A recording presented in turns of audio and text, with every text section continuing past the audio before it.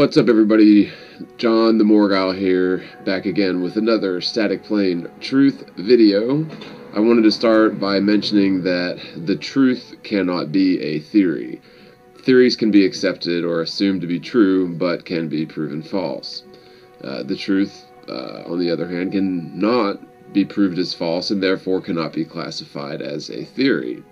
So, for example, while what goes up must come down is the truth, gravity is a theory to explain this truth, assuming the Earth is a spinning sphere in the void of space, of course. The point here is the truth is not some bizarre conspiracy theory like the moon is made of cheese, or Michelle Obama isn't actually a man, but he's a reptilian shapeshifter from the constellation Draco. This is important to get out of the way ASAP, as most people apparently categorize the truth with such wild theories, and this simply isn't the case. Conspiracies are defined as situations where multiple people get together secretly to construct a, nefarious plan, or to some end or another. NASA and the like have certainly conspired against civilization by faking space in order to perpetuate their existence. In all honesty, most people, especially astronomers and theoretical physicists, are not the conspirators. They, like everyone else, including myself, were tricked into believing an absurd theory is scientific fact, just as sure as gravity, since we all know what goes up must come down is exclusive proof that we live stuck to the side of a spinning sphere in the void of space, of course. The truth is, the Earth is a stationary plane, so the physical law, what goes up must come down, is certainly compatible with the fact that the world is a stationary plane. It's much more simple. If you actually think about this, what goes up must come down is rather absurd if you assume the Earth to be a spinning ball, and is in no way exclusive proof of the theory of gravity. Furthermore, it's been shown that the heliocentric model doesn't work in theory or reality. This means infinite space doesn't exist, and the prevailing modern worldview is founded upon propaganda, currently generated by the federal government and propagated mostly unwittingly by popular fiction, science, and the mainstream media, as well as just the people at large who are repeating what they've heard or mimicking what they've been led to believe for their entire lives by the cult of scientism. Our belief systems are formed most solidly during adolescence, formed by what we see, hear, and experience. Unfortunately, most of what we see, hear, and experience, or a good chunk of it, comes from people following the guidelines of a government with designs on controlling everyone's mind to an astonishing extent. Of course, government, the word, etymologically translates directly to mind control. You can look that up. However, the extent of this mind control and the intense effects this has on us is difficult to fully comprehend from within the hypothetical construct we've been forced to accept. We should pay attention to nature, as the world itself will answer any questions you ask it. Physical, repeatable experiments and logical conclusions based on observing and measuring reality are the best method to understanding reality properly.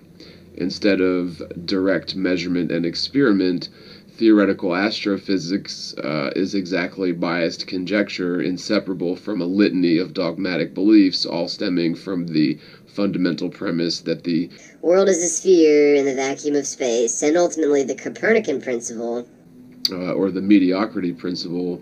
But real measurements and observations of the world around us obviously contradict the notion that we're spinning on an axis upon a ball orbiting the sun in space. If this theory were correct, it would be extremely easy to demonstrate the curvature and axial rotation of the world for starters. However, all physical experiments applied to reality objectively show the world to be stationary and lacking the necessary curvature to result in a spherical world. The grandfathers of theoretical physics and the spherical Earth philosophy lacked modern technologies we all take very much for granted. For example, manned flight in airplanes, footage from weather balloons, gunpowder, long-range projectiles, long-range communication, instant, the understanding of electromagnetism, high-powered telescopes, and even high-resolution digital imagery, and so on and so forth.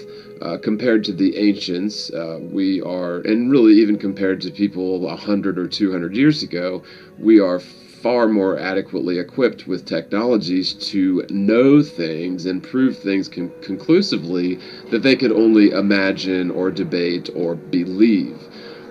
For example, what does the Earth look like from 20 miles in altitude? That could only be speculated upon until, the advent of the weather balloon, and of course the ability to record the images or video coming back from that. We have endless methods to prove whether the Earth is stationary and without curvature, or, contrarily, it's a spinning sphere. We can prove this one way or another. Now, apparently, the faulty fundamental principles governing our worldview are a gross series of misunderstandings historically and bold-faced lies coming from the modern government agencies such as NASA. I've just stumbled upon another astonishing observation of astronomy which completely discredits the heliocentric model and proves it as incompatible with observable reality. If you look at the heliocentric model, you'll notice that Mercury and Venus are allegedly closer to the Sun than the Earth is. Agreed? Or their alleged orbital path is tighter round the Sun than the Earth's alleged orbital path. If you look at the diagram series here and understand some fundamental principles which are never really considered that much in the heliocentric model, it's indeed irrefutable proof that the heliocentric model doesn't work. So here are the basics. We can obviously never observe the planets during the daytime, as they are too faint of lights, so we simply should never see Venus or Mercury from the ground, period. We can only view the Sun and Moon during the daytime, but these two planets would always be on the day side of the Earth forever, no exceptions. From the time the Sun rises till the time it sets, the Sun itself renders the sky a reflective blue, impenetrable to all starlight, and of course, we can only see the Sun and the Moon during the day. Sure, we can see certain stars and wandering stars during the twilight hours, but in terms of daytime, you cannot see the stars, nor the so-called planets or the wandering stars. Now, since Mercury and Venus are alleged to orbit the Sun more closely than the Earth, there's no possible set of circumstances which would allow any observer to see Mercury or Venus any time during the night. It would always be on the daytime, day side of Earth. Mercury and Venus would always be aligned to that day side or inside of the path of orbit of the Earth, and would therefore never be visible at night, according to the heliocentric model itself. And regardless of how you try and finagle the heliocentric model to allow for Venus and Mercury being visible at night, which indeed they are, it simply cannot occur in your model. Therefore, the heliocentric model doesn't adequately describe reality in the slightest. So you can choose between one of the two things. Either Venus and Mercury must no longer be closer to the Sun than the Earth, or you must discard the heliocentric model, right? These images are clear disproof of the heliocentric model. The first one shows Venus at night, directly next to a crescent moon at night, which, by the way, the crescent moon at night would also be impossible. Both of these observations, so Venus at night and the crescent moon at night, are incompatible with the heliocentric model. We'll get into this in a little better detail in terms of the moon, but the simple fact is Venus could never possibly be viewed at night, assuming the heliocentric model. The so-called planets allegedly adhere to the ecliptic, or a common plane of orbit around the sun, more or less, since daytime is always represented as the direction towards the inside of the Earth's orbital path, or the side facing the sun, regardless of spin or regardless of axial rotation, while nighttime would always be represented as the direction opposite the sun, or midnight at least would be represented as the direction opposite the sun, or the outside of the path of orbit. If you actually think about this logically, Venus and Mercury should have never been discovered and couldn't possibly be visible at night if we're really humoring and scrutinizing the heliocentric model.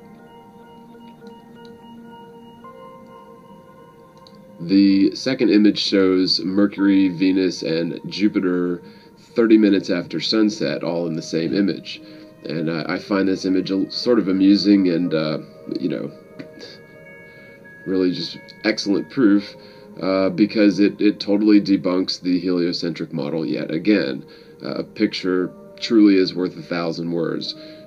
Jupiter should only be visible during the nighttime, for one. This is due to its alleged position being further away from the Earth, or with a wider path, orbital path around the sun, allegedly, and so it would only be visible on the night side, since it's further away from the sun, and hence we'd need to face away from the sun to see it. Now, of course, there would be conditions when it's hypothetically, or Jupiter is hypothetically on the opposite side of the sun as the Earth, but that would be the daytime side according to us, so we wouldn't be able to see it. So again, Jupiter should only be visible during the nighttime, and Mercury and Venus should only be visible during the day, and yet there they are, all three in the same frame 30 minutes after sunset. Wow, I mean, that's a pretty big deal if you think about it, and I'm really curious to know how two planets, which should be only visible during the day, could be seen nearly aligned to Jupiter 30 minutes after sunset. This is extremely damning evidence against the heliocentric model. Both of these two images that you're seeing here are. And as I've mentioned, I'll get back into the moon phases in a bit, because this has been argued a little bit, and I just wanted to, end the discussion on that, because it is a solid piece of evidence against the heliocentric model. Now, the federal government and mainstream media spend untold sums of money manipulating the associations we subconsciously form between images or phrases with specific concepts. We all have a picture in our mind linked to words and concepts. For example, the word or concept of Earth will sort of summon a picture in everyone's mind. Contrarily, we're programmed to imagine a laughable, contrived image in our mind related to the phrase or idea of flat Earth. When considering the word Earth, most people will conjure up an image of the blue marble forgery from the faked Apollo missions, allegedly, which was used in every textbook, documentary, and presentation for many decades, and in any media relating to using a picture of the planet Earth from space, in quotes.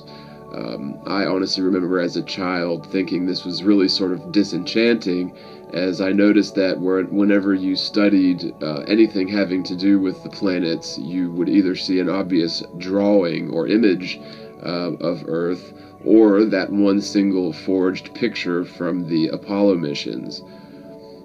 It had been, at that point, a couple of decades since the picture was allegedly snapped, yet that was the image you would find in every single reference, textbook, documentary, whatever, even leading up through high school and college, for many decades. That was it. That was the picture of the Earth. Of course, now you can find hundreds of what are obviously CGI composites of the allegedly spherical Earth taken from satellites, but I have huge problems with this, the claims made by space agencies. For one thing, you can watch the so-called International Space Station, the ISS live feed, and you'll rarely get a discernible glimpse of the land or the coastlines, mainly due to atmospheric refraction and the reflective nature of the atmosphere and clouds and that sort of thing. But typically all you can see are the tops of clouds and the rich blue or sometimes dull gray atmosphere beneath. You'll never, ever, ever see city lights or lightning strikes from the ISS during the live feed, even during the night. You'll only see those sort of videos with, the city lights and lightning bolts as computer-generated animations later on. And this is proven very clearly because it's known that tornado watchers, tornado experts, meteorologists who are responsible for warning people that a tornado is imminent could very much use satellite data, if such a thing existed, to increase their warning time of tornadoes based on the frequency of lightning strikes. But for some reason, NASA won't allow the meteorologists and tornado watchers access to this, and I would submit that's because it doesn't exist.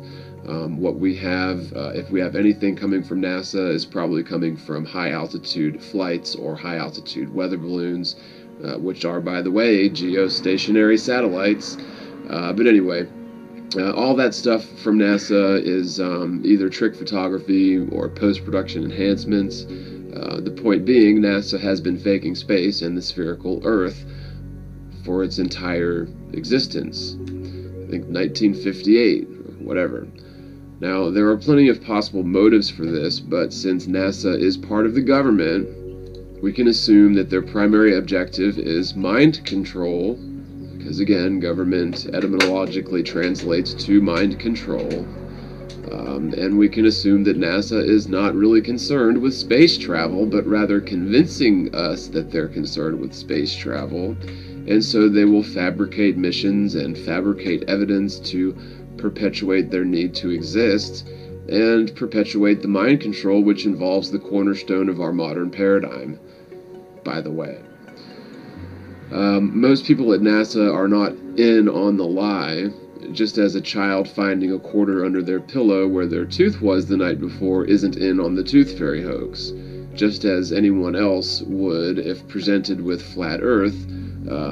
Even people who work with NASA will dismiss this truth automatically as a ridiculous joke. This fallacious idea of Earth, or round Earth, tattooed into the collective subconscious extends to further implied associations, including gravity and space, and lots of reinforcing sort of ideologies that have been constructed into our belief system. And really, our understanding of the significance of the world itself in the grand scheme of things comes into play. All of this is associated with the culturally accepted and repeated concept of Earth, manufactured by the government, the federal government, via the schools, NASA, and of course the mainstream media, which merely parrots anything that a government official or a government agency claims. The media is no longer critical of the government, which is its, or supposed to be its primary function. The media is merely a public mouthpiece or a PR campaign for the government. And of course, to perpetuate the Republican versus Democrat false dichotomy, that's another one of their functions, is to perpetuate all sorts of divisive issues. But primarily, they're a mouthpiece for the government. Companies that manufacture exactly carbonated sugar water, for example, spend billions per year on advertising or propaganda. Similarly, NASA spends billions every year to manufacture and reinforce popular opinion using grandiose forgeries in terms of their rocket launches and cheap B films to less than adequately fake space travel, which are of course disseminated across the mainstream media mouthpieces as scientific fact.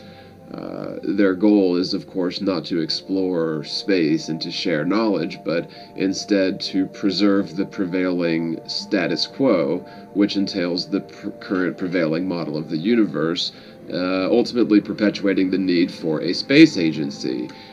There really isn't much need for a space agency if space doesn't exist. They also take our tax dollars to patent technologies later to be sold to the public, who were the original investors in the technology in the first place with our tax dollars. We started with a little over 6,300 applicants, and we ended up selecting 8, 4 women, 4 men, who are absolutely incredible.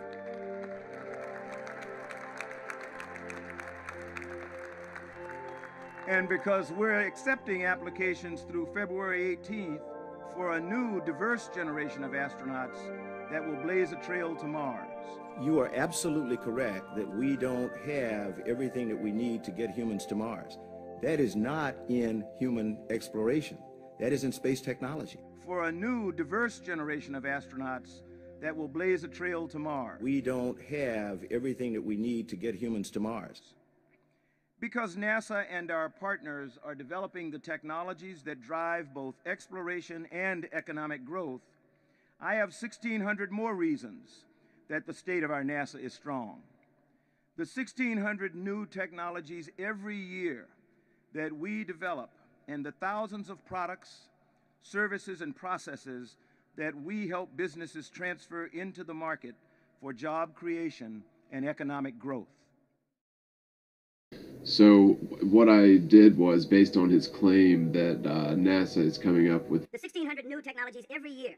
That's a pretty staggering claim, a pretty staggering figure if you add up all the years that NASA has been doing this whole space exploration thing. But if you, and I didn't, really spend too much time on this, but if you take some time to try and research what exactly is NASA inventing, if you find what I've found is a bunch of circular sort of self-reinforcing propaganda, then a lot of claims, but in terms of what exactly are these inventions, and how are they benefiting people, and how is our investment in NASA being returned to us, the taxpayers, the investors, you really can't find much. Certainly they've got Tang and Teflon. I mean, they are allegedly inventing some things, apparently, according to them, in space. But in terms of 1,600 inventions and patents per year, when you actually try to dig down, and figure out what they're doing, it's really hard to find anything more than the circular self-reinforcing propaganda, right? Looking at this science exploration page, they're claiming that the NASA workforce is so ingenious that quite a few of its inventions are useful for those of us who stay on the ground. The agency has a special administration, and so, this is the top 10 NASA inventions, How Stuff Works Science webpage. They claim to have accomplished all of these great feats, and all of these inventions, but again, what exactly are they inventing? Whenever I see the astronauts on the LISS, they're up there, playing with water bubbles and playing with toys and playing musical instruments. And so going through, the internet and trying to figure out, what sort of great accomplishments is NASA achieving up there in space, it's sort of difficult. They sure win awards given by the Inventions and Contributions Board for NASA developed software that has significantly enhanced the agency's performance. But software doesn't necessarily need to be, invented in space, right? They're getting lots of private contributions. And you'll notice here, if you try to click on certain links, as I've done here, you get this weird 404 cosmic item not found, and again, that was the NASA's Inventions and Contributions Board winners. So it just seems kind of odd that we're not benefiting from all of these, 1,600 a year inventions from NASA. Now, I'm not going to read through all of this to you, so you can pause this and read it if you're interested, or, maybe it'd be a good idea to go to the Patent Office website and look up all of the 1,600 a year inventions that NASA does, but you'd think that NASA would advertise and boast about all of their inventions. One thing that I also found is that you get all of these different numbers in terms of how many inventions has NASA patented, or how many do they patent in a year. It just varies. It's almost as if you can't get two of the same answer. Chuck Bolden claims 1,600 a year. Other sources say it's a couple hundred a year. It seems to be sort of a black hole or a brick wall, where if you do find any patents or real inventions from NASA, they're not exclusive to space inventions, and it seems like those patents are sold off to corporations as opposed to going back to the original investors, which is you and I, the taxpayer. The examples of their inventions, you get sort of generic explanations, technologies designed to mitigate the dangerous gases created as humans live and work in space. I'm not sure how that's going to benefit anyone on the ground. Inventions related to rocket nozzles, injection systems, and propellants that might help launch a new generation of commercial spacecraft, methods for controlling airflow around vehicles in hypersonic flight. So they give you examples of inventions that nobody's ever going to verify. Nobody's going to go up into space and and verify that NASA has created this mitigating factor for dangerous gases, for example, or that their rocket nozzles would be any more effective in space than a jet ski that's out of the water. Rocket propulsion needs barometric pressure to work. We'll get into that in a bit. But searching out these NASA technologies is really sort of difficult, or it's interesting to me that you're not finding, you get emission control system, hydrogen peroxide concentrator, conducting composites of matter. You find these things, some of them are description not available, no patent abstract. So they're just like sort of ideas, and they're not actually plans, inventions, or patent. Method for manufacture of cord stressed sandwich structures. I thought that was sort of funny. What is a face sandwich structure? Sandwich structure. Composite is a special class of composite materials that is fabricated by attaching two thin but stiff skins to a lightweight but thick core. The core material is normally low-strength material, but its higher thickness provides the sandwich composite with high bending stiffness with overall low density. Open and closed cell structure foams like poly blah blah, poly da da, polythene da da da da. Open and closed metal form can also be used as core material. So NASA is responsible for sandwich core structures. Okay, and that's an idea that I would submit did not necessarily need to be invented in space. Could have been invented on the ground just as easily. Seeing how people don't actually go to space, it obviously was invented on the ground, just like Teflon. I missed the link that I followed here, sorry. But researchers at NASA GSFC submit over 250 invention disclosures to the ITPO each year. 250. So they're claiming, less than a sixth of what Bolden claimed. So you're getting, again, these sort of differing numbers depending on the source. Just a couple of examples, definitions. You can read through this at your leisure. Protected technologies. Certain wheel assemblies, flight mirror mounts, aerodynamically stabilized instrument platform, Space Cube demonstration platform. They've got some communications, pseudo-noise modulation. I bet that's for their jet engines on the ISS. Pseudo-noise code modulation using return to zero pauses for ranging. It's for communications anyway. I was just kidding. Who knows? So, you know, you've got these U.S. patents and certain things like sandwich structures.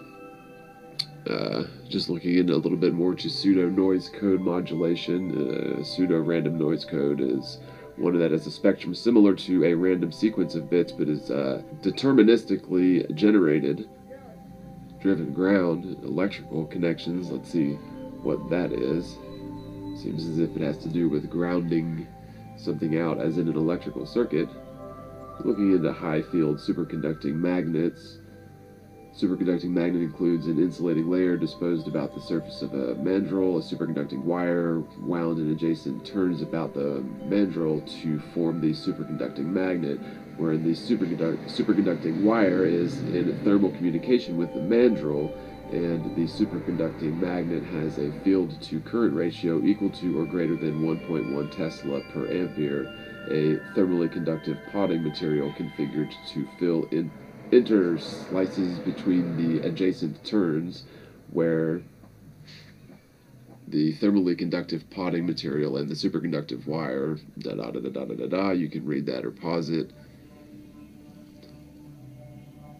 So, you know, this sort of thing, you know, could have been invented by somebody on the ground who works for NASA.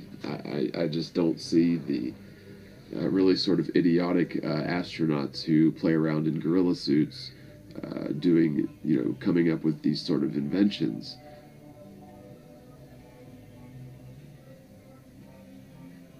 I think it's far more likely that NASA does have tons of money at their disposal. They've got bright minds for research and development, and so, you know, it's not a huge leap to see them coming up with some inventions, but it certainly does not appear, or at least it seems like something's fishy about their claims to the number of inventions and their contribution to humanity as a whole, you know, making them a good investment in people's minds. I think that they need to perpetuate this image of, you know, exploration and sciences and technologies, research and development, in order to keep the Ponzi scheme going.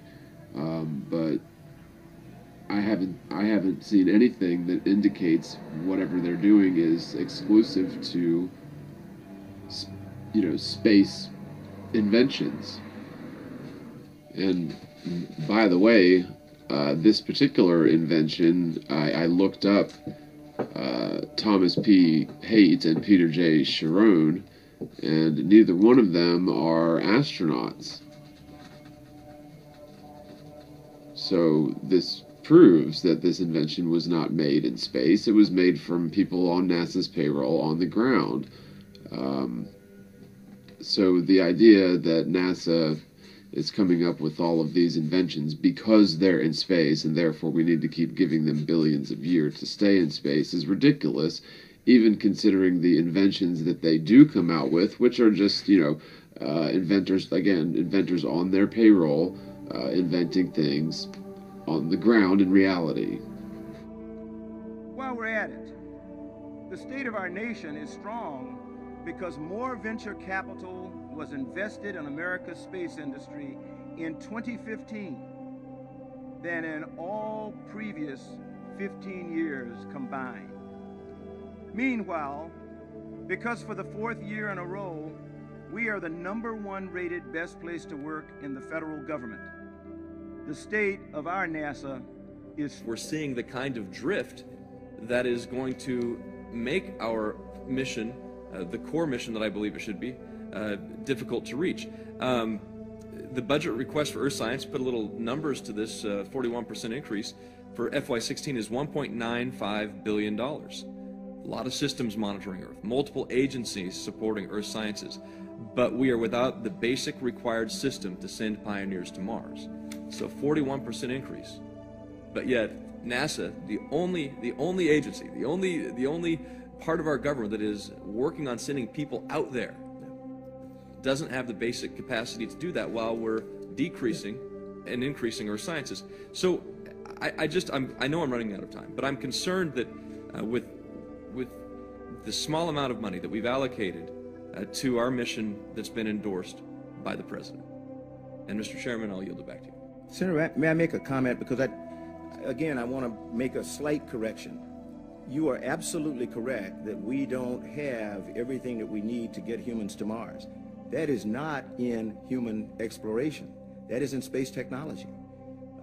This agency and this president has been we requested $1 billion when I became the NASA administrator to establish a space technology mission directorate, because the things that we're missing in being able to safely and effectively send humans to Mars, that the majority of that is not done in the Human Exploration Mission Directorate.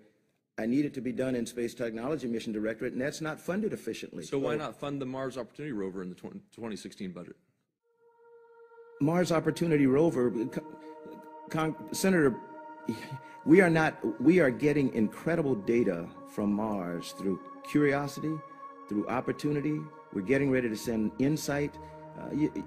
We cannot continue to operate instruments and missions whose time has passed, because I won't be able to put something like InSight on Mars in 2016 that for the first time ever is going to core deeper into the surface of the planet. I don't have a rover that can do that today. From Earth, we'll pass through the Van Allen belts, an area of dangerous radiation.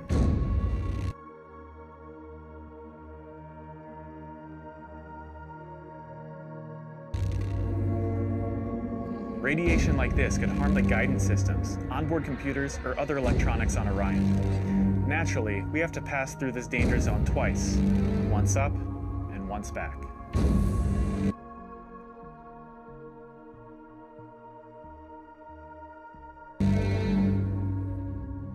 But Orion has protection. Shielding will be put to the test as the vehicle cuts through the waves of radiation. Sensors aboard will record radiation levels for scientists to study. We must solve these challenges before we send people through this region of space. Being realistic, if space doesn't actually exist, again, there isn't any real need for a space agency, and if we are to fund scientific research and development, assuming they at least do that, which I'm not even sure that they do that, then assuming that they do, then shouldn't we benefit from the investment that we put towards that space agency instead of paying for the fruits of any of their research and development? Again, this goes back to what is the purpose of a corporation. The purpose of a corporation is supposed to be a public work, something that's going to benefit the public, and that's why they're able to collect money for projects. NASA, being sort of a black budget government organization, isn't exactly a corporation, but we are still investing in it with tax dollars, and we should be able to benefit from that investment if they do produce anything of value, which, I'm doubtful. The main thing is that NASA, much like the DEA imports hardcore drugs into the culture in order to perpetuate their existence, so too NASA fakes space to perpetuate their existence. If there are no drugs on the street and no drug dealers to arrest, then you have no use for a drug enforcement agency, right? So the DEA has a motive to import addictive drugs to the inner cities, which they've been caught doing. So NASA has a motive to lie about space for self-preservation, to perpetuate the ideology which underlies the culture we find ourselves in. NASA and the media must pump out propaganda to convince us of terra firma spheroids governed by gravity and the infinite vacuum of space, to solidify the popular opinion that we also live upon a spinning spheroid in the vacuum of space. In truth, it is a fool's errand to convince oneself that we know what the sun is and know what the stars are. This argument comes up a lot from globe earthers. They believe they know that stars are made up of hydrogen and helium gases, but are not exploding or burning as you would expect. They're performing the whimsical act of hot atomic fusion, which is theoretical and cannot be replicated by science or demonstrated in reality, nor would any such demonstration necessarily correlate to the sun or the stars could it be performed. Nuclear power is merely a high-tech form of steam power, and bombs that split the so-called atom to create devastating blasts that could wipe out entire cities do not exist.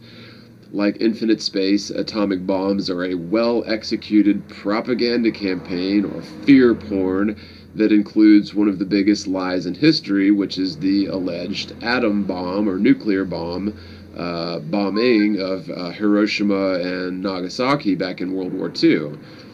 These two Japanese cities were obviously devastated. They were carpet bombed and firebombed like so many other cities were nearing the end of World War II. Any alleged footage of nuclear blasts are military propaganda involving sometimes scale models and sometimes life-sized explosions containing not a nuclear bomb, but instead thousands of tons of TNT.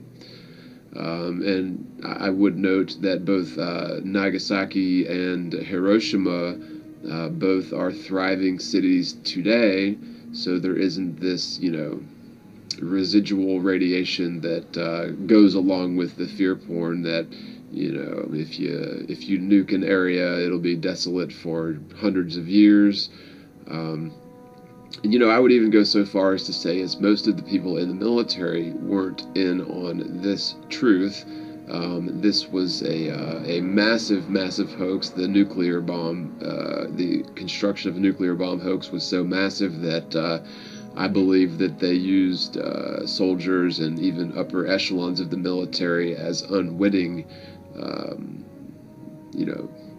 proponents for this lie. Just as one example, my grandfather was an engineer who helped to design the Minuteman missile silos. And I recently read an article that these silos are just basically, going to because nobody's taking care of them. They're just basically empty shells with 50s technology still in them. They haven't been upgraded, they haven't been kept up, and I would submit that is because, yes, these sort of things were built, and yes, they were probably housed with rockets, but there is no such thing as a nuclear bomb. It's theoretical, it's never happened, and any video evidence that you think that you may have seen to support nuclear bombs is probably just propaganda or is just propaganda. And even people who stood out there and watched the blasts, the soldiers that watched the blasts were apparently watching, 1,000 tons of TNT from a few miles away, which would be exactly the same thing as watching an atomic explosion of the same order of magnitude. By the way, nuclear fusion and nuclear fission are theoretical principles that have been pushed as fact, and I believe perpetuated through the use of so-called nuclear power, which is a misnomer. Nuclear power simply involves containing an enriched radioactive isotope and converting that radiation into heat energy to power turbines that generate electricity. Nuclear power is, it's a misnomer, and it's simply a complex version of steam power, with the heat source being an encased uranium or plutonium. The point is that people who claim to know about the stars as a collection of theoretical premises which have been inserted into our scientific record as somehow known facts, as if anyone has ever traveled to the sun or some distant star to confirm these beliefs. Nobody knows anything about a star or the sun. People just have theories and they believe in their theories.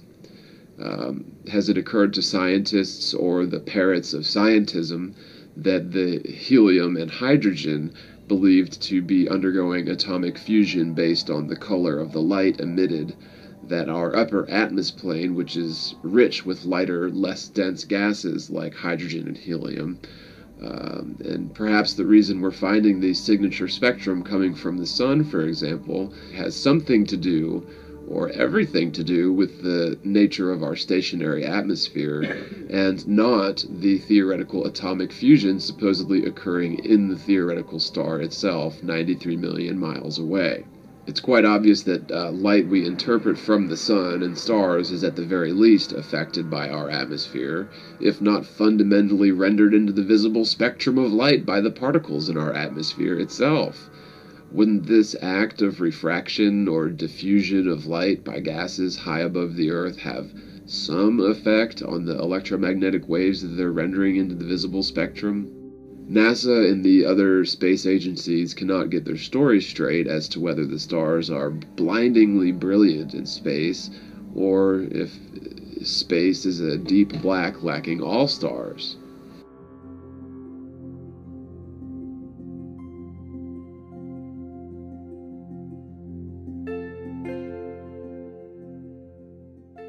Could you tell us something about what the sky actually looks like from the moon, the sun, the earth, the stars, if any, and so on? The sky is a deep black when viewed from the moon, as it is when viewed from cislunar space, the space between the Earth and the moon.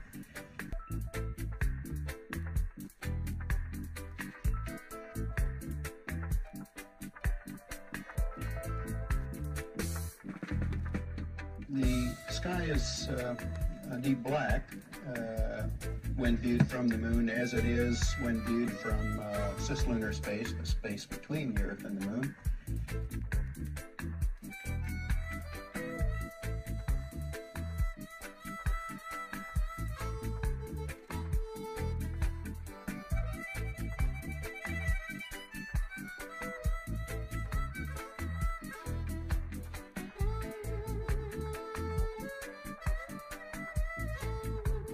Hey Chris, it's Katrina from the Royal Astronomical Society of Canada. We all say hi. Astro YYZ here. Anyway, as an amateur astronomer, I'm interested in knowing what astronomical objects can be seen from the ISS, given you have so many lights around you, lights and machines. Is there anywhere dark you can go on station where you can look out and really get dark adapted and see what's out there? Yes, sort of like a little kid leaving home. Most of our glances are back towards Mother Earth, but we do have windows that face the rest of the universe.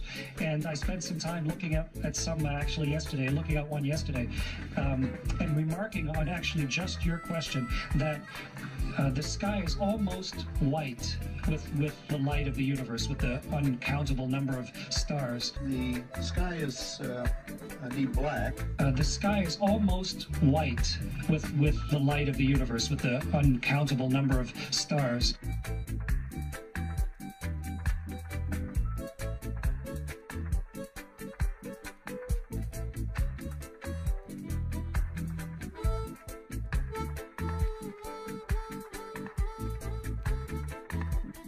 The sky is a deep black. You can't see the constellations because the sky is just so alive with stars. The most unexpected thing, I think, was the blackness of space. Most unexpected thing, I think, was the blackness of space. When you look the opposite direction and you see how dark space is, I mean, it's the blackest black, and you realize just how small the Earth is in that blackness. And that when I look out at the stars and I see, so many stars and planets and so many stars and planets. The sky is almost white with the light of the universe, with the uncountable number of stars. And what you see is an immensely deep blackness.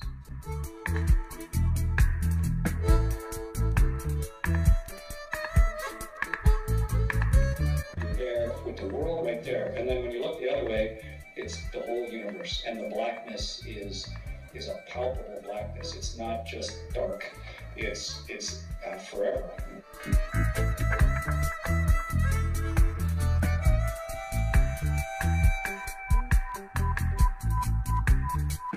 The sky is a deep black. And what you see is an immensely deep blackness. A blackness that it's like a black with texture.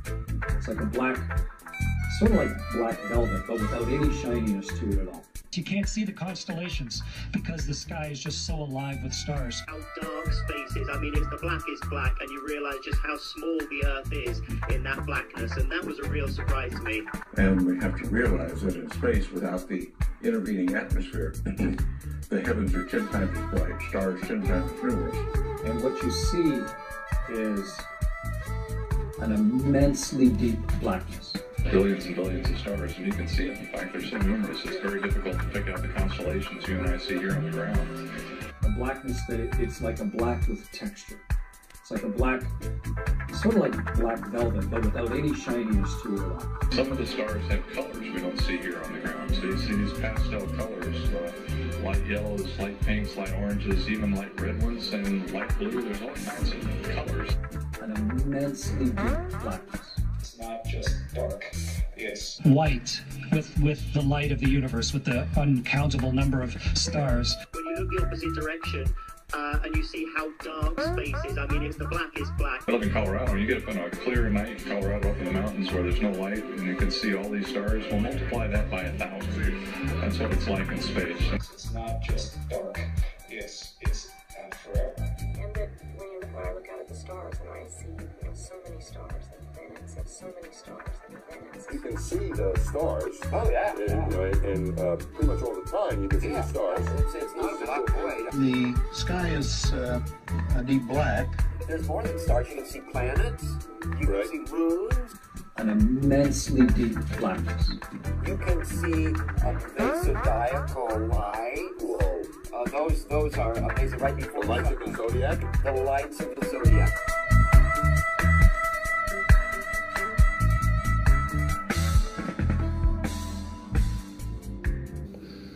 So what is it, Astro Liars? Are the stars so bright you can't make out the constellations, or is the sky so extremely dark like black velvet when you're in space?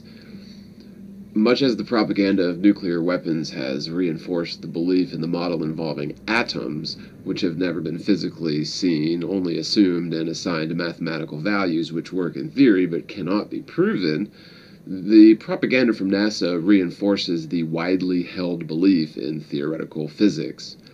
Such grandiose lies feed the arrogance and egotism of theoretical physicists, aka hypothetical philosophers. The shape of the Earth and the nature of the sky beyond have already been explained to us all as children by others who had the same, very same model explained to them during their childhood, all reinforced by consistent outside sources infused into the curriculum for the duration of their education. Gazing at the stars and by some leap of logic and faith applying observations of these mysterious lights in the sky to prove the shape of the world is a pretty huge leap. However, with the constant propaganda from NASA, which they've pushed in the belief in physical, spherical terra firma planets in space, it turns out the alleged missions to Jupiter back in the 70s were lies. The moon landings were also lies.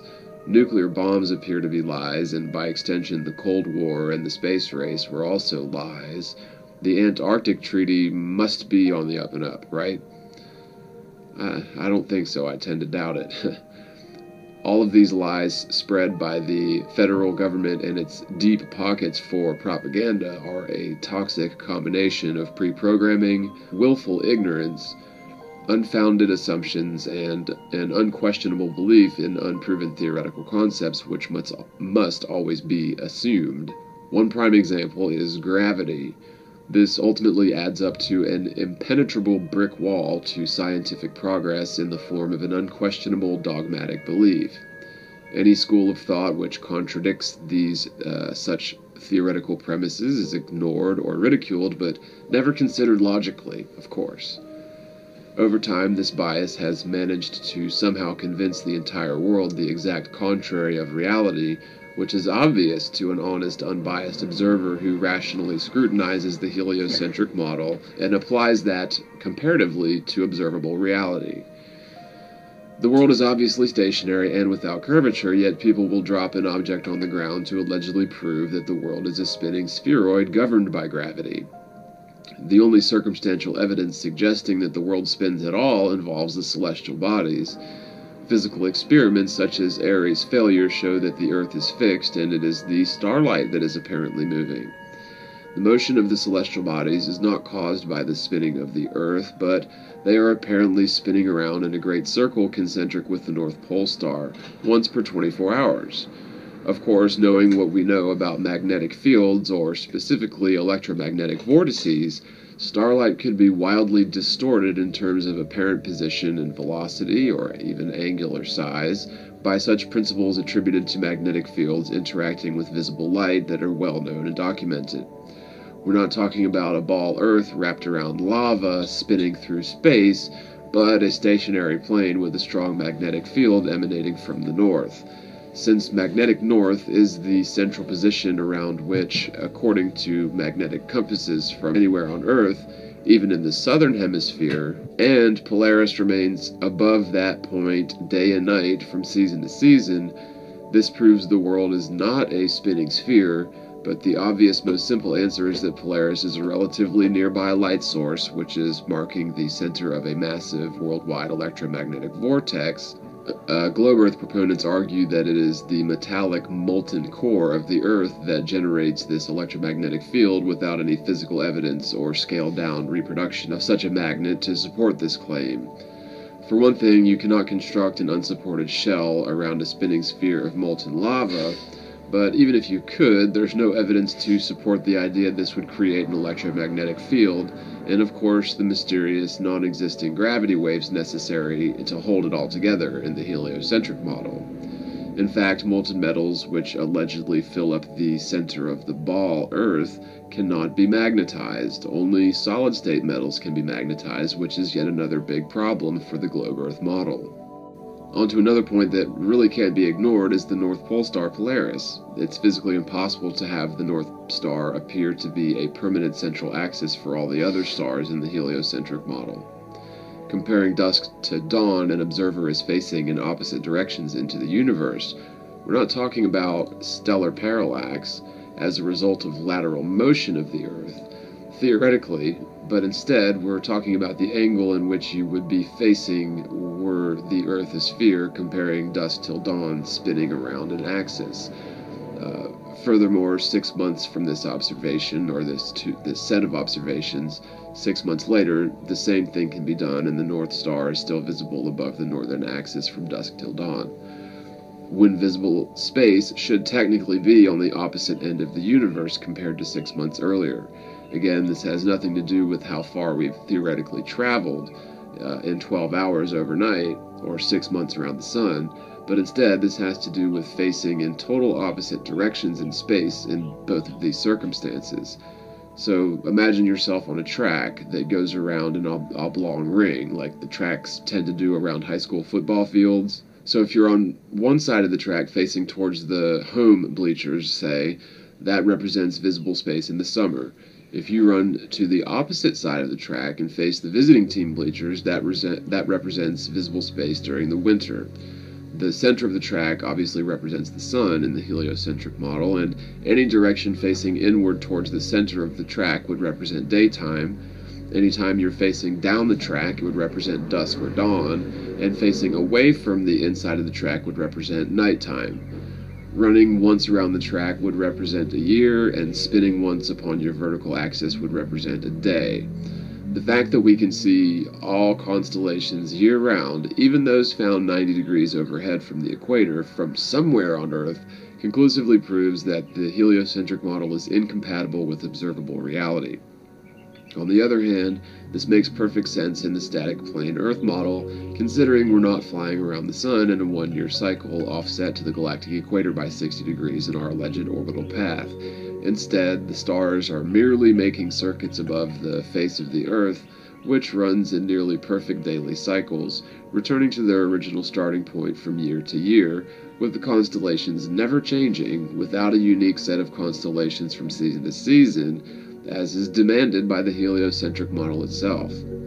All in all, whether by plain accidental circumstances or a bizarre conspiracy, the spinning globe Earth has been forced upon the minds of all recent generations of gullible toddlers, never questioned or scrutinized, even though the alleged proofs of the heliocentric model are flimsy circumstantial evidence and even lies, which do not actually hold up under logical scrutiny or physical measurement by objective adults.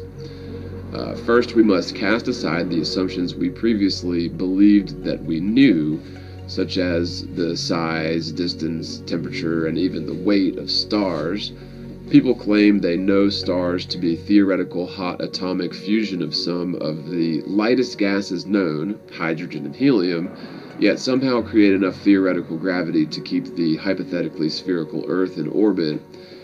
Gravity also allows people to walk around on the sides of a spinning sphere at about 1,000 miles per hour near the equator, and around 750 miles per hour in the US, give or take.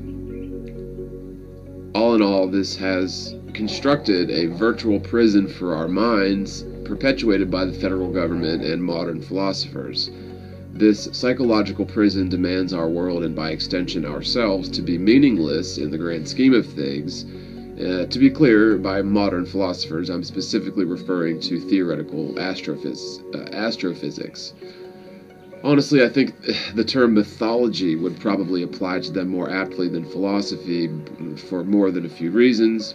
Mythologists, like those found at NASA, seem to incorporate occultism and esoteric symbolism into their projects.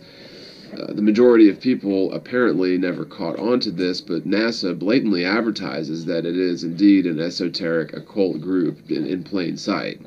The people at the top of such organizations assume their imaginative, irrelevant theorem placed them on top of a pedestal, as they are not in jeopardy of being proven or disproven by any repeatable sort of experiment. One must assume yet to be proven non-falsifiable theorems such as gravity or knowing what the sun and stars are, and of course all the theoretical equations such as E=mc² as laws. Of course, understanding an equation and the equation accurately describing reality, or furthermore being a so-called law, are three completely different things. E=mc², or energy equals mass accelerated at the speed of light squared, is intended to theoretically describe what pure energy is, or how it is formed in relation to physical matter and the speed of light. This is a very clever and interesting theory which may hypothetically work out mathematically, yet will of course never be physically tested, observed, or conclusively proven or falsified, as it is impossible to accelerate matter at the speed of light squared, and yet it is widely assumed and accepted by the scientific community as a proven fact of physics or another so-called law. The well-meaning, totally deceived scientists and engineers at CERN, for example, spend their lives, or their adult lives, interpreting data printed out of a very expensive lie machine called the Large Hadron Collider in Geneva, Switzerland. These well-paid, highly indoctrinated scientists believe they are able to send atomic and subatomic particles through a vacuum tube with a 17-mile circumference. I would point out that atomic and subatomic particles are merely theoretical building blocks of matter, which have never been observed or conclusively proven. In truth, such tiny particles, which we are all taught to assume make up everything, the smallest building blocks of matter, probably don't exist as we were told. All in all, the archaic model of the atom is little more than the heliocentric model scaled down to make up all matter at the smallest levels, the nucleus of the atom representing the sun, and the electrons of the atom relating to the planets.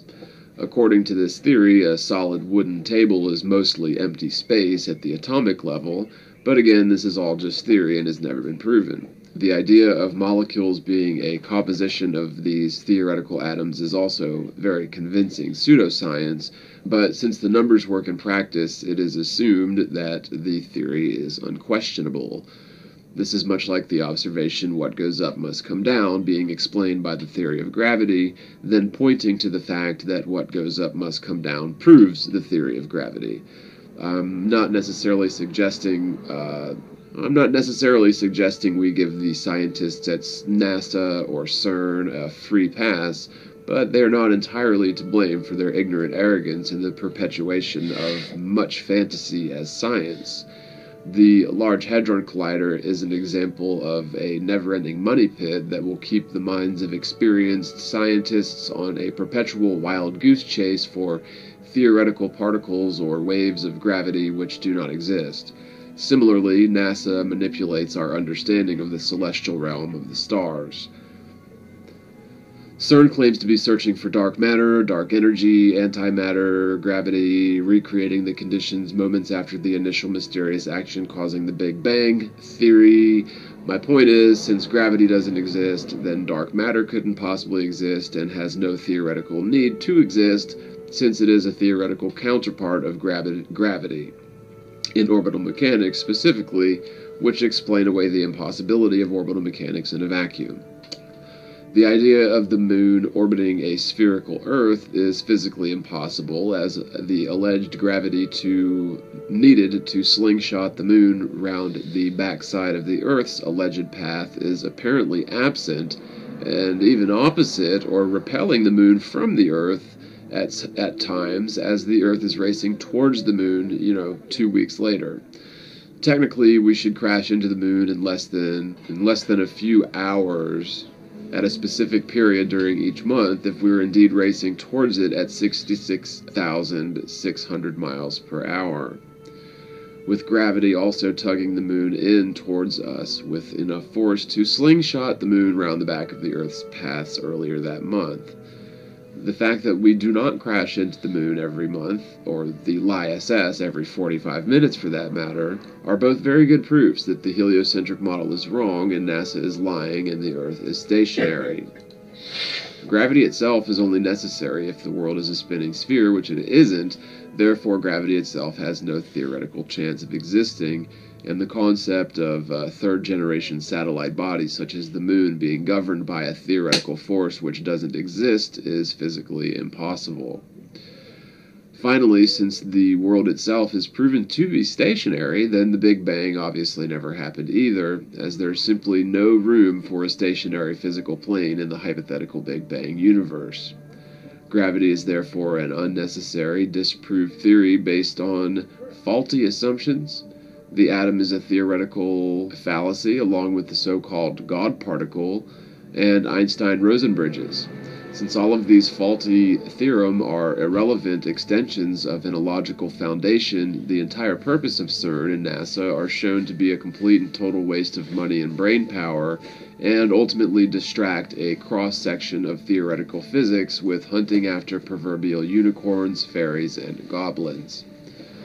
CERN is claimed sometimes by the alternative community to have dark, ulterior motives, like designs on opening a stargate or a wormhole to another dimension, but of course even these sort of applications are based on relativity, space-time, and gravity, which are, again, unnecessary and irrelevant, don't exist. I would guess that most of the scientists and engineers at CERN are totally oblivious to the overall picture of what exactly is going on when they fire that thing up. Most are probably trained to read results of their experiment on a report generated by a computer, since they're obviously not hopping into the Large Hadron Collider while it's operational, of course. So they are relying on instrumentation, which could be nothing more than simulated computer-generated data. Who would ever know the difference? Even assuming they can collide particles at the speeds which they claim, how would anyone know the difference between a computer-simulated result and actual result? The answer is, the software created to monitor the Large Hadron Collider at CERN are obviously not something written by one single person, and to compromise or manipulate such software, all it would take is one single compromised person at a higher up, level in the long line of software engineers to enable a simulated reading and make it appear to be an actual reading. In fact, such software would necessarily have the ability to output simulated data, and I submit it wouldn't take that much to trick the dedicated scientists at CERN into believing that simulated data is actual readings from smashing subatomic particles, which nobody can verify that is indeed what's occurring inside the giant circular tube. The theoretical physicists responsible for interpreting the data coming back from their tests are almost certainly not responsible for engineering the software, while the software engineers are probably not going to be involved with reading and interpreting the data spit out of the multi-billion-dollar lie machine. At any rate, there are some parallels to be drawn between entities like CERN and NASA, as they are both never-ending black holes for money and appear to be very much compartmentalized and purposefully misleading their compartmentalized industries supporting its function, and hence you get never-ending perpetuation of lies supported by well-meaning people who have no idea that there's any, lies going on. The blatant fakery of NASA and the images they ensured we all associate with certain ideas such as Earth and space and a universe has been deeply implanted into the collective subconscious of the so-called civilized world. This is especially true for those who base their careers and claim to know what is occurring in terms of the lights in the night sky. The fallacious idea of an infinite universe with billions of galaxies, trillions of stars, and quadrillions of planets has been systematically, subliminally, and repeatedly shoved into our collective subconscious, making it nearly impossible for a normal person to consider the notion that their personal construct of the universe should be questioned or could possibly be questioned. The celestial bodies, the sun, the moon, and the stars are not spherical proof of our world's spherical nature, but are merely secondary features of the massive physical plane itself, and are no way indicative to the shape of our world in any sense whatsoever. In other words, just because the sun and moon appear to be spheres doesn't necessarily prove, by any stretch of the imagination, that the world itself is also a sphere. Just because scientists claim to know that stars are theoretical hot nuclear fusion of some of the lightest known gases, yet generate the most gravity in the solar system, doesn't mean they actually know what they're talking about. I think it's very possible that the sun is a symptom of conditions generated by the Earth itself, as opposed to the prevailing worldview that the Earth is a secondary offshoot created by the sun. The sun could involve ionized plasma in reality, beholden to the natural electromagnetic forces which are acknowledged to exist by science, but of course their explanation falls flat. You cannot make a ball magnet out of molten lava as claimed by Globers. However, you can demonstrate a monopole disk magnet, which is apparently the sort of layout we have on the flat Earth, which is essentially a giant capacitor plate, and is represented nicely by any magnet that you would find inside of a speaker. Again, that's a monopole, with the North Pole being in the center and the South Pole being every point along the outside edge. Now, I've mentioned this before, but modern science does not have a complete explanation for thunder and lightning.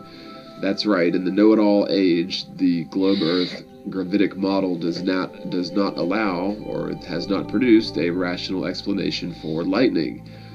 Perhaps if science understood the truth, we could harness the sort of power generated by the Earth itself, as postulated by Nikola Tesla about 100 years ago.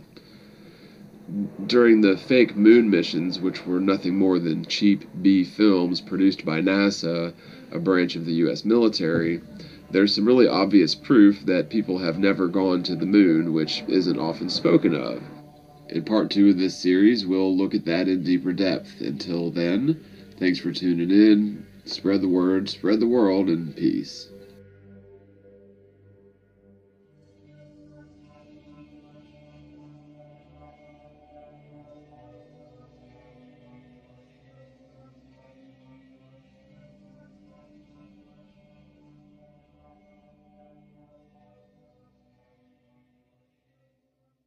Mercury and Venus are allegedly closer to the Sun than the Earth is.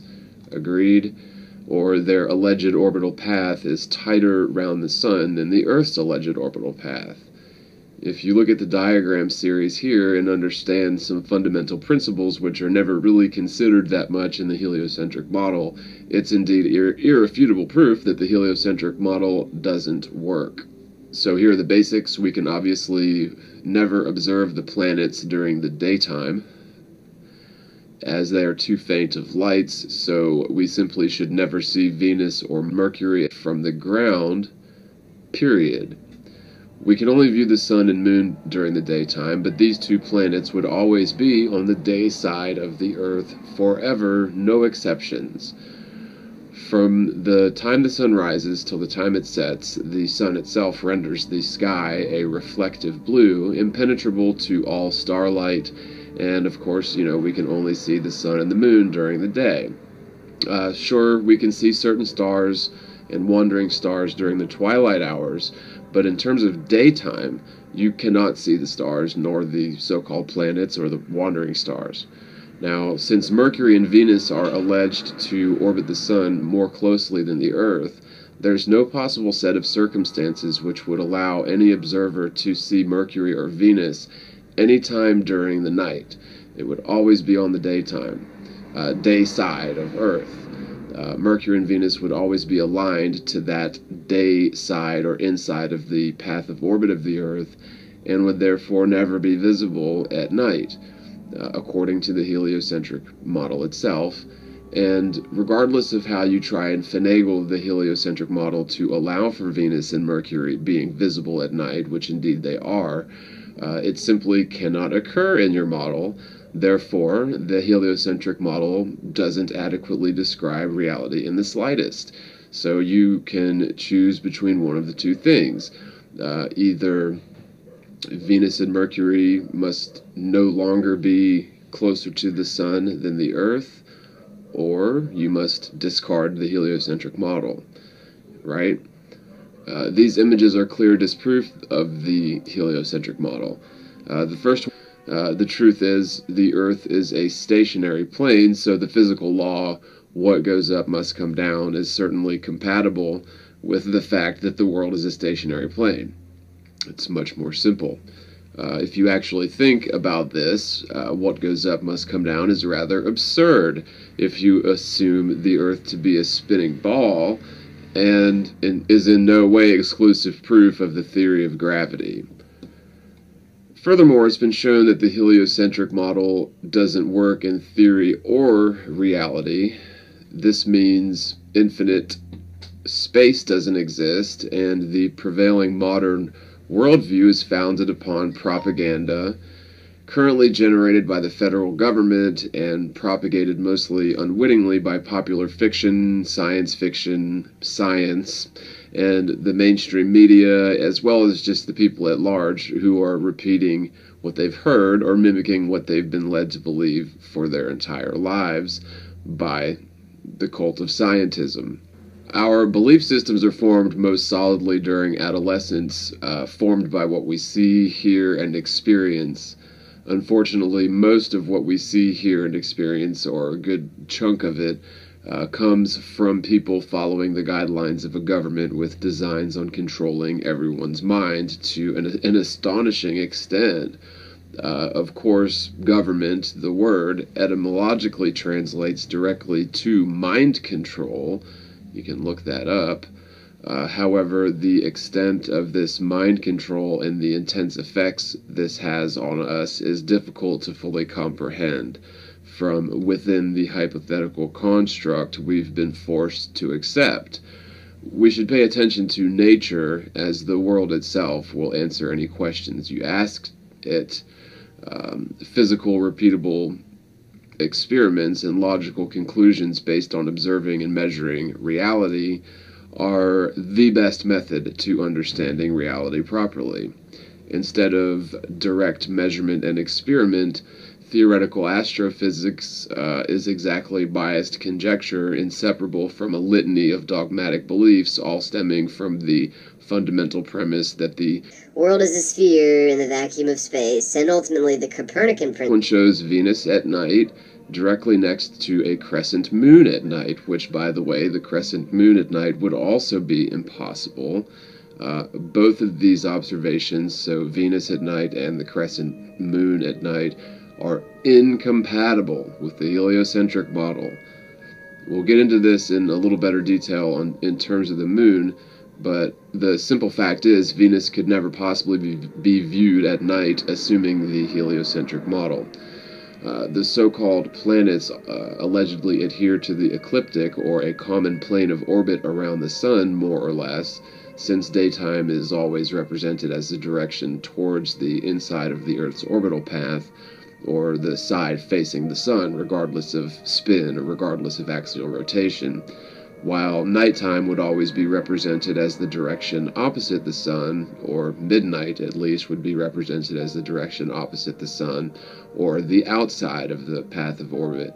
If you actually think about this logically, Venus and Mercury should have never been discovered and couldn't possibly be visible at night if we're really humoring and scrutinizing the heliocentric model.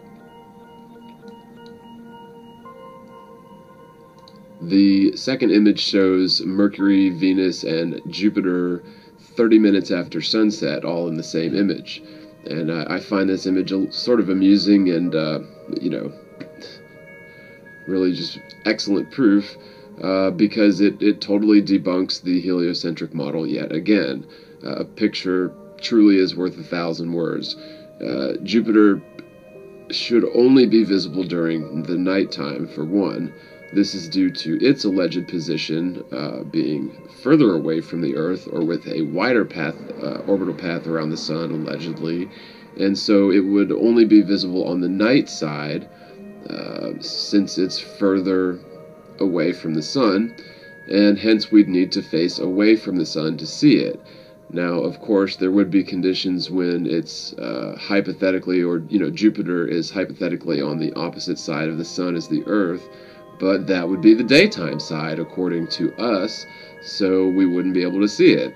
So again, Jupiter should only be visible at during the night, or the mediocrity principle. But real measurements and observations of the world around us obviously contradict the notion that we're spinning on an axis upon a ball orbiting the sun in space. If this theory were correct, it would be extremely easy to demonstrate the curvature and axial rotation of the world for starters. However, all physical experiments applied to reality objectively show the world to be stationary and lacking the necessary curvature to result in a spherical world. The grandfathers of theoretical physics and the spherical Earth philosophy lacked modern technologies we all take very much for granted. For example, manned flight in airplanes, footage from weather balloons, gunpowder, long-range projectiles, long-range communication, the understanding of electromagnetism, high-powered telescopes, and even high-resolution digital imagery, and so on and so forth. Compared to the ancients, we are, and really even compared to people 100 or 200 years ago, we are far more adequately equipped with technologies to know things and prove things conclusively that they could only imagine or debate or believe. For example, what does the Earth look like from 20 miles in altitude?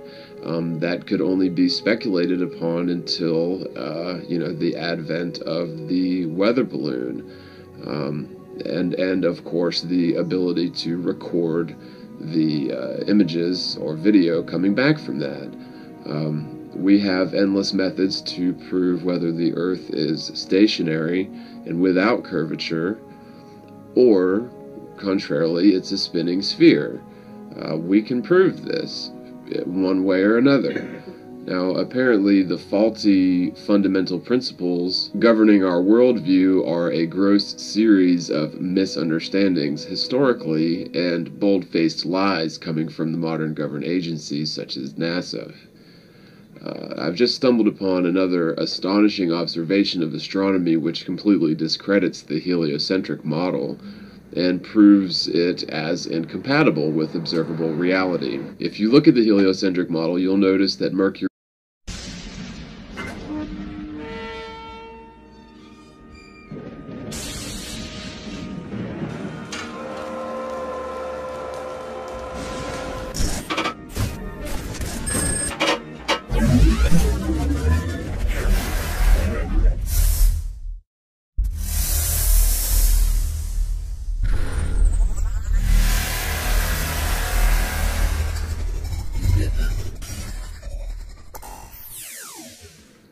What's up, everybody?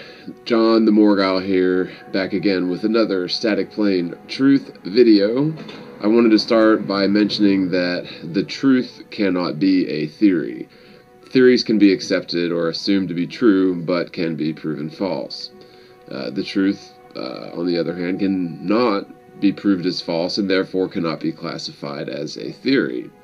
So, for example, while what goes up must come down is the truth, gravity is a theory to explain this truth, assuming the Earth is a spinning sphere in the void of space, of course. The point here is the truth is not some bizarre conspiracy theory like the moon is made of cheese, or Michelle Obama isn't actually a man, but he's a reptilian shapeshifter from the constellation Draco. This is important to get out of the way ASAP, as most people apparently categorize the truth with such wild theories, and this simply isn't the case. Conspiracies are defined as situations where multiple people get together secretly to construct a, nefarious plan, or to some end or another. NASA and the like have certainly conspired against civilization by faking space in order to perpetuate their existence. In all honesty, most people, especially astronomers and theoretical physicists, are not the conspirators. They, like everyone else, including myself, were tricked into believing an absurd theory is scientific fact, just as sure as gravity, since we all know what goes up must come down is exclusive proof that we live stuck to the side of a spinning sphere in the void of space, of course.